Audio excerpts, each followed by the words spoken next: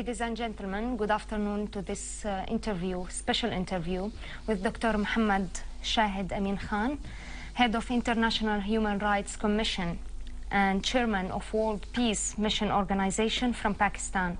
He's also a journalist and he has a PhD in international law. He holds an honorable doctorate degree, or many honorable doctorate degrees, but one of them is in humanity and human rights, right? True. Dr. Khan, welcome to our special interview. It's my pleasure to be here with you. Welcome. Can we start by just telling the Syrian people who have you met in this visit and who are you planning to meet? What's on your agenda? Well, after a year having a diplomacy on the Syrian issue as a policy of the International Human Rights Commission as its head, I decided to come over the Damascus to meet the general public, to meet the journalists, advocates, and especially the peoples of Syria, to look the Damascus, how Damascus is, because international media and some media of the Gulf is portraying a very bad image about the Syrian situation. And it was my responsibility as a head of the international organization to be here to investigate and monitor the situation, what is the ground reality. So I decided to come here, and I am very much thankful to the peoples of Syria who had kind enough to provide me a real facts which are on grounds, and I will definitely include my observation into my ongoing and coming report, and I hope that the peoples of the world, the rest of the world, will know the real situation, what is the Syria and how the Syrian life and how the peoples of Syria and especially the young generation is thinking. So this is what I can say, that I met a lot of people. I met the organization of the lawyers here as well. I supposed to. If I got time, I will definitely visit the Damascus University to meet the students as well. But on the roads, I have seen the life of Damascus. And ordinary people in Damascus. And ordinary people, yes, of course. I'm here, let me tell you one thing, it's an astonishing for me when I inform my family and my colleagues that I am going to Damascus. They told me, we will pray for your life.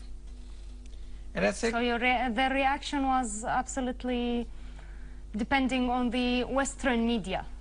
Well, of course, this is what the reality is, that the Western media, I will not say only the Western media, I will say Western interest media. I mean, Western interest and Western media is something different. When you have a Western interest, you turn yourself as a Western media or Eastern media. So at this moment, the Gulf is playing also a very bad role, because the Gulf countries and Gulf media is always portraying the negative image of the Syria and the Syrian peoples and the public of and the government of Syria as well. And this is what the people's thinking about abroad.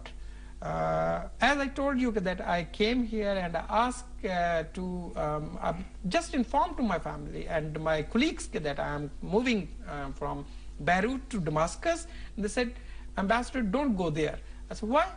They said, because the situation is this, and I said, look, as an international organization chief, it is my obligation to be there, to see what is the ground reality going on and into the Damascus. And what was the difference between what you heard, read, and saw on television or the press before coming here and after coming here, the difference between what you saw and the reality on the ground? Well, I will tell you one thing. I was very much aware about the Damascus situation.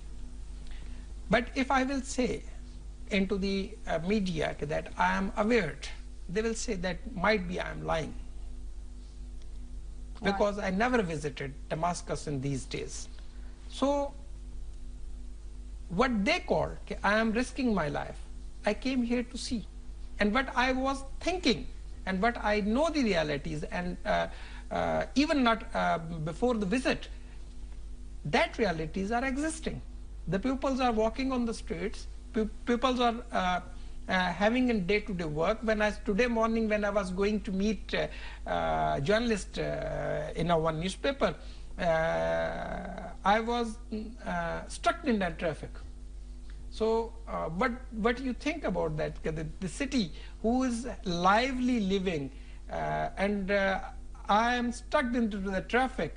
So what the Western media says, what the Gulf media says, so now I will be having words with everyone that you are lying, because I have seen here what is going on the ground, realities here. And it's very different. Obviously, it is different for their expectation, for not my expectation, because I was, as I told you, that I was aware about the reality of this Damascus and Syria. But the problem is, if I am not visiting, they will say, how you know? Right. So now I am here, and from here I am saying, look, I am on the roads of this Damascus, I am with the peoples of the Syria, I am moving freely, let me tell you, when I rejected the idea to having a protocol here, and I said that I don't need any protocol. I'm going to the peoples of Syria. I'm not going to meet as a guest of the government of Syria. Then they said, if anything happened, I said, no. If I am going with the peoples of Syria, as much as they love their life, they will also care about my life. Of course. So this is what the bottom line is. And those people who are not understanding this situation, they are mistaken. Because will of the people cannot be crushed by the wish of people. So the wish can be remain wish, and will be succeeded. So the will of the people of Syria is this: they defend their motherland. They want to live in a peaceful manner as a peaceful society, as they used to be, as it used to be, right? And I think that during your visit, you have saw some or heard about the kidnapping, the sabotage of the terrorist groups. I'm sure that you have heard in the news about the kidnapping of some of my colleagues, of some of the journalists, and also the sabotage of television centers, explosion in al-Akhbariya news channel. So what do you think about that and the role of the Commission towards these issues? I will tell you a very straight policy in this regard. First, International Human Rights Commission always condemned any aspect of the terrorism. We cannot. Yet they didn't condemn the explosion of the news channel, but they stopped the channel, the Syrian channels, from airing on some of the. Well, let me tell you that the situation. What is the situation? Look, there are many international organizations who has been paid, sponsored by the so-called powers. So international organizations. Yes. And you cannot imagine from them that they will talk about the human rights. They use the slogan of human rights for their Western interest. They never talk on the human rights. So when they are not talking about the human rights, when they are not talking for the to saving the life of the human being, then which kind of the human rights activists and which kind of the human rights organization they are? For that reason, International Human Rights Commission always condemned the terrorism across the world. It is not, I'm saying, about Syria only, across the world. Whether one terrorist will blow up in Afghanistan, or whether they make any tragedy in America, or whether they are doing in Syria, terrorism is not acceptable at all according to the international human rights standards. So there is no way that we will not condemn. I will say that we strongly denounce and condemn the all kind of the terrorism which is taking place by the sponsored terrorists of the few countries, which are, I would say, the sponsored terrorists.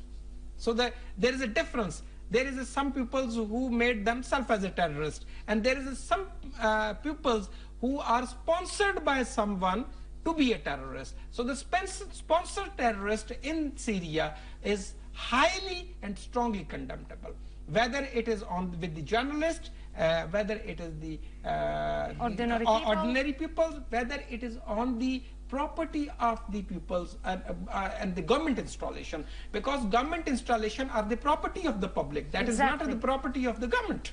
Exactly. So this is... It's taken from the money and the hard work of the ordinary people. True. This is, for that reason, there is no exception about this.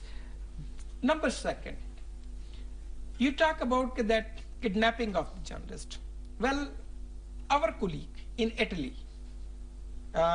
international organization, that organization is also a part of the government, public, I mean, that's a public organization also, Interdepco.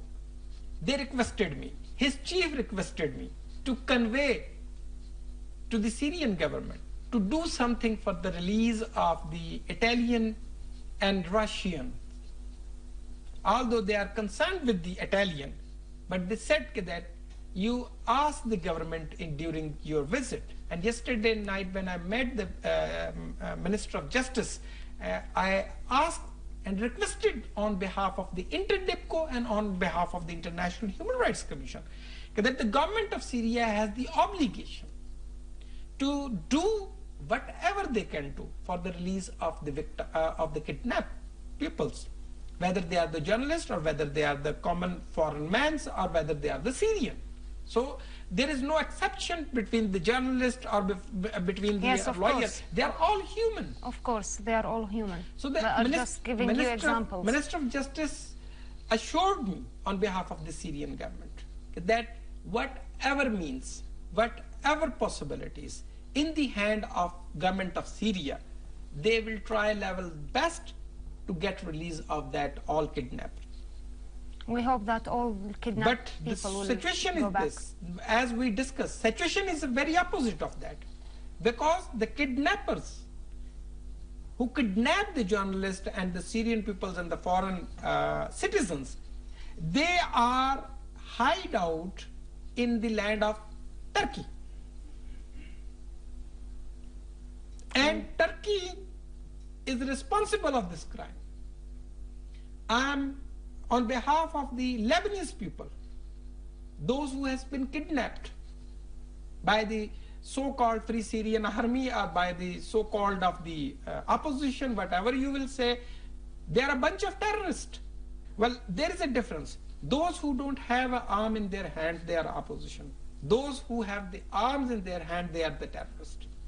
Because opposition cannot be with the weapon. Let me tell you one thing, one reality. My country, I'm talking about the reality. My country has many sacrifices for the democracy. It starts from the establishment, independence of Pakistan, towards the death of Mrs. Benazir Bhutto. We lost many leaders, but we never take the weapon in our hands. So do you see any resemblance between terrorism in Pakistan and terrorism in Syria? Well, yes, of course. 100% there is a resemblance. There is not resemblance. The Syria is a victim of the same terrorism which is the victim of Pakistan is the victim. Because it is that al-Qaeda. It's the same al-Qaeda who was fighting in Afghanistan against the American occupation. An American over there says that they are terrorists.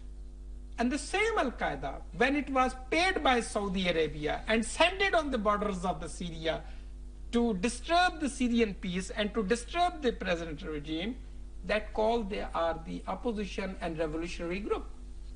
This is the double standard we are saying. And we are not believing on it that this double standard can work out in the Middle East.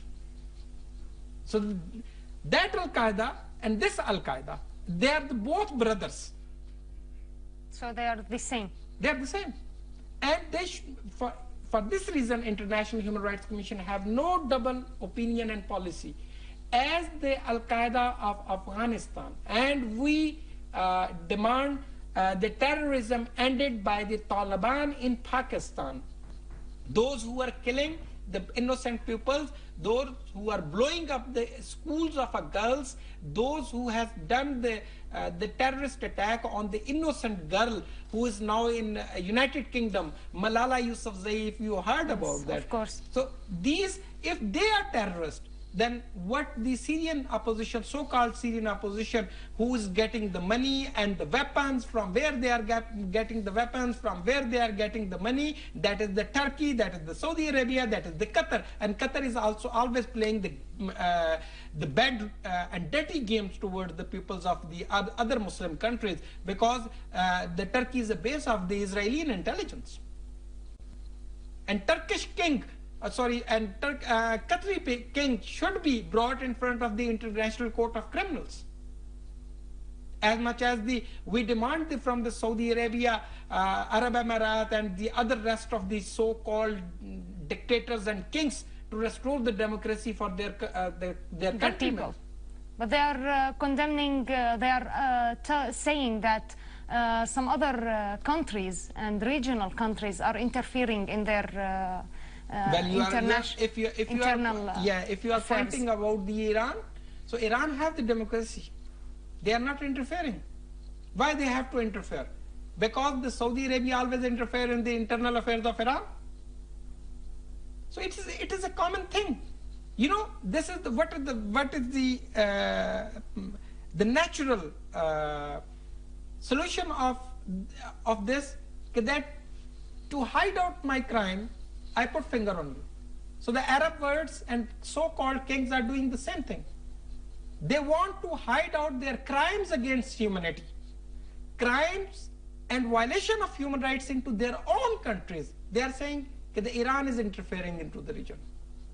Or they want Bashar al-Assad should be get out because they want to serve in Syria the Israeli agenda. And America is very happy because Arab are doing this. She's having a war that she will never really pay lives of her American people in it. For that reason, they are not losing anything. What they are going to lose?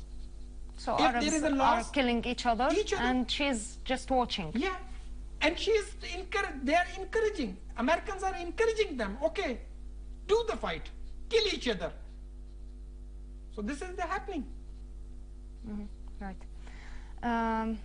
As the first agent to head the International Human Rights Commission, does this puts on you more pressure and makes you more responsible to solve the problems of the region, the Asian region? As a head of International Human Rights Commission, yes, of course I have a pressure on me to solve these issues, because it is a wish of the peoples of the world that we should intervene to stop the killing and bloodshed. Of course, some government wants me to stop.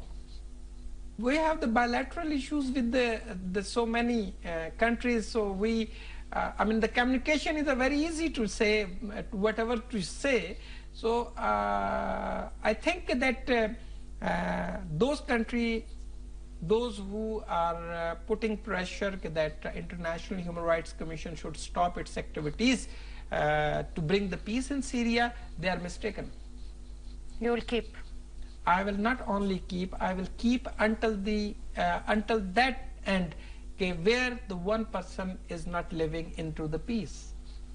I will not stop this, because the saying the truth, if I am saying the truth and it will take my life, then I think I will be honored and rewarded. Because after that, the many of my followers will stand against those oppressions governments. Right. What do you think about the importance of dialogue in solving Syria's crisis? Let me tell you one thing more in this, that we had initiated this dialogues. I mean, we are very much aware that what is the importance of terror. So for that reason, we conveyed to the so-called Geneva-based opposition as well. My officials are in contact with them. And they're pursuing that they should come on the negotiation table.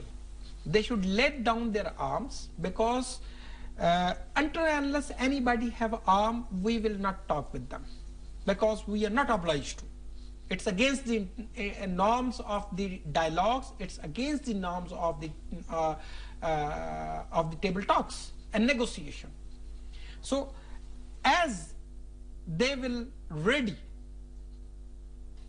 put down arm and not to be agent of any other country. If they are a Syrian, might be they have the conflict with President Bashar al-Assad. Might be. Everybody can have. But what is the solution? As you told, there is a solution of negotiation. And if they don't, for example, if they don't believe President Bashar al-Assad, the International Human Rights Commission can host that. We can host that. We are ready to facilitate the government of Syria and the opposition to come on a negotiation. And we will sit between them as a partner, as a guarantor, as a facilitator. Until and unless you have the weapon in your hand, we cannot push the President Assad to come and sit with them. Even with this situation, the Syrian government tried since the beginning of the crisis to ask for I know all the opposition to come to the table of dialogue. I know. This was the initial stage. We also tried. Now we had take the stand on it, because it is our stand now. I don't know what will be the stand of President Assad, because he's a head of state of the Syria. He have to look many aspects, but I am not obliged to have the political aspect of it. So I am not ready to talk with the terrorist. It is the same word what the President Bush says, what the Tony Blair says in when they invented Iraq, and when they invented Libya, and when they invented Afghanistan. You are with me or with them. So the same word I am saying. I am not with the terrorist, and I cannot stand with the terrorist, and I cannot talk with the terrorist. Would you encourage other personalities from international organizations to come and visit Syria and see on the ground what's really happening? We are hosting an international conference, although it's a series of the conferences. So we are hosting the international conference in February in Lebanon. And in February in Lebanon. We are inviting the many head of states to be there. Many international organizations will be there. I mean, it will be a great opportunity to Syrian government and organizations to come over there and to be a part of that conference, to explain what they want. And I assure the peoples of Syria that the delegation after that conference of the international organization will come here in Damascus, and they will walk with the peoples of Syria. So do you think that such visits or such conferences will help the people of Syria to get rid of terrorism? Obviously, that is measures we have taken to build a pressure on those who are now having in joint hands to the countries that are supporting terrorism. I can say that. Of course, I am saying to those peoples and those countries who are harboring and sponsoring the terrorism and terrorists into Syria, they will be looked towards themselves, because we are making a very strong consensus and very strong campaign against those countries for restoration of democracy. And even I had requested to the Minister Justice of Syria, and I will, in the end of my visit, I will be also having a meeting with the Syrian officials. So I will ask them, being as a member of the ICC, you should launch a complaint into the International Court of Criminals. International Human Rights Commission will give the proof. Right. So we have the first step already taken. Of course, we already, first step has initiated and taken, and we are no way, we will stop ourselves behind that, that we will not put the criminals into the court of justice. So we will put them into the court of justice if they are not going to stop their criminalities against the humanity. And against the Syrian people. I would like to go back a little bit to the destruction and sabotage in Syria, because all Syrian people are suffering from these acts, these terrorist acts, the kidnapping also. But mostly I would like to talk and ask you about your opinion and where it would lead, such sabotage and destruction of public properties. What do you think this will lead? Well, as I told you, that public property is a public property. It has nothing to do with the government. Public has paid a large amount and price to build and construct that properties. As I told you, sabotage and blowing up the property, public property, destruction, the installation, it's always led a country to be in stone ages. So if they think that the Syria will go into the stone ages, so they are mistaken. I will say that one day, it's my word from with you here, after some time, they will not even find a place to hide out, because these countries will stop funding them. And I'm sure they will. If they will not, then they will face the movement of democracy into their own countries. It is in their own interest. If they will want to remain the king of Saudi Arabia, Amir of Qatar, and Amir of La and Amir of La, then they have to stop harboring terrorism into the other countries. Or otherwise, their pupils are demanding from a democracy from them. Mm-hmm. Look at the situation of Bahrain. They killed many pupils, and they saved the only Bahraini Amir. And it is happening in Saudi Arabia. Let me tell you one thing. Saudi Arabia is facing the problem also. And it will also come into the UAE if UAE will not understand. UAE is the one country who is bit better than the other Gulf states. Maybe because most of its people are not foreigners. Foreigners and somehow educated. And what is the education of Bahraini Amir? What is the education of Qatari Amir? Let me tell you, my secretary is more educated than them. My secretary is more educated than them. And as so far, if they are comparing with the President Assad, President Bashar al-Assad is entitled to write before his name Dr. Bashar al-Assad. He is a medical doctor. He is educated than these so-called leaders. And if they want to compare themselves with the Hugo Chavez, if there's so many European even, so Hugo Chavez is much better than the many of them. And if they are comparing with the Mahmoud Ahmadinejad, the president of Iran, let me tell you, Mahmoud Ahmadinejad is the simplest president of the world. He is the simplest president of the world. He serves his country more better than any European head of the state can serve. And they are against of him because he is living in the people. He's modest.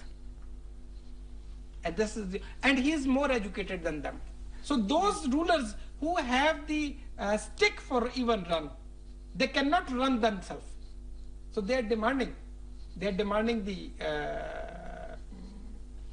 change into the Syria or change into the Iran, and sometimes they demand to change in Pakistan. In my own country, they do the same thing.